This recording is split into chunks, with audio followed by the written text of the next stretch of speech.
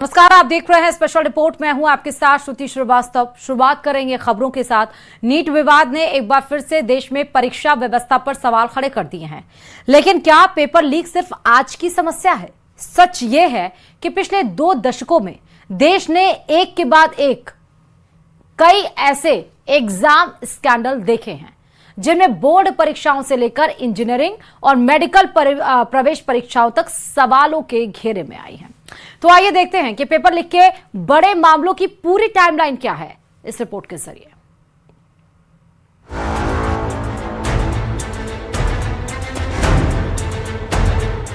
Paper leak सिर्फ एक अपराध नहीं बल्कि लाखों सपनों पर हमला है।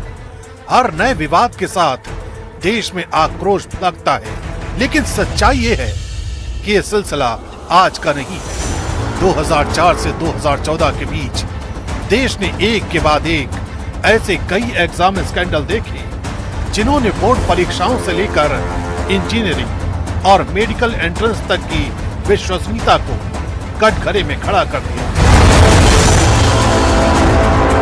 साल 2005 में दिल्ली कॉलेज ऑफ इंजीनियरिंग की प्रवेश परीक्षा में बड़े रैकेट का खुलासा हुआ, जिसके बाद पुलिस जांच और चार्जशीट तक दाखिल करनी पड़ी।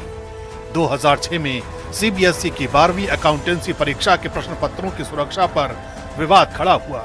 इसके बाद 2007 और फिर 2011 में all India engineering entrance exam भी पेपर लीक, फर्जी अभ्यर्थियों और इम्पर्सोनेशन गैंग के आरोपों से घिर गया।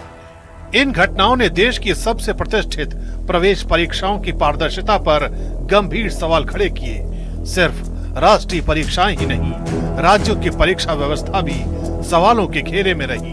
2008 में कई राज्यों की प्री मेडिकल टेस्ट परीक्षाओं में पेपर लीक और नकल के मामले सामने आए, जिसके बाद परीक्षाएं दोबारा करानी पड़ी। 2011 में हरियाणा बोर्ड की 10वीं और 12वीं के कई प्रश्न पत्र लीक होने के आरोप लगे और हजारों छात्रों की परीक्षा प्रभावित हुई। उस वक्त हरियाणा में कांग्रेस की अगुवाई वाली भूपेंद्र सिंह हुड्डा की सरकार थी। आप सिलेक्टिव क्यों हैं? Why are you so selective? आपने यूपीए की और यूपीए के सपोर्टेड सरकारों को, जिसे हम इंडी गठबंधन कहते हैं, इंडी अलायंस कहते हैं, उनकी गवर्नमेंट्स के बारे में आपने क्यों नहीं चर्चा की? क्यों आपने अपने आप को उससे अलग रखा?